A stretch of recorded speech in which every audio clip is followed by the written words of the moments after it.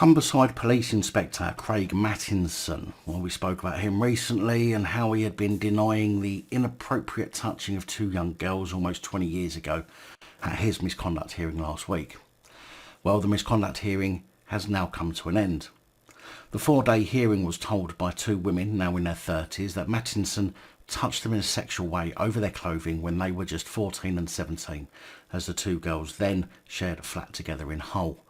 Now, I'll link to the previous reports in the description, but the younger of the two women, Ms A, said that Mattinson touched her buttocks, grabbed her breasts over her clothes when he visited the flat in full uniform in about 2004. Whilst the older complainant, Miss B, said he touched her inappropriately and kissed her when he drove her to his house in Hull for a date when they had a pizza delivered and drank wine. Mattinson has denied the allegations throughout the process, but on Thursday the 23rd of February the panel found the allegations to be proven on the balance of probabilities.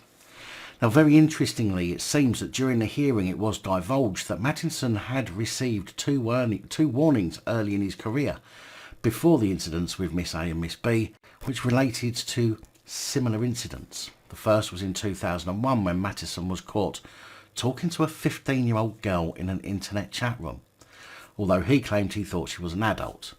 2 years later, he had a one-night stand with a woman that he met after she was a victim of a burglary. Clearly a predatory pattern. Nothing new there. Detective Superintendent Andrew Maltby, Head of Professional Standards at Humberside Police, said, "I do not underestimate the damage Mattinson's actions will have caused, not only to the vulnerable girls at the time and to their lives, but to the communities we serve who need to feel that they can trust and have confidence in the police." He said Mattinson completely abused his position of trust and took advantage of two vulnerable young girls. His discreditable conduct and behaviour didn't just breach the standards of professionalism, it was utterly condemnable and unforgivable.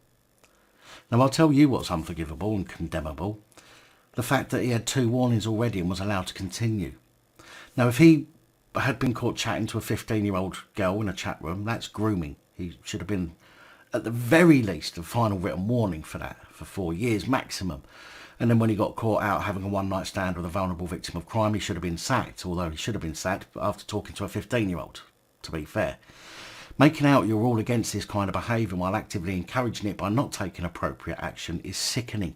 And the worst part is there are people out there who will simply accept this and believe the police are trying to do their best, do the right thing based on their actions now, completely overlooking the fact that this could have been prevented in the first place.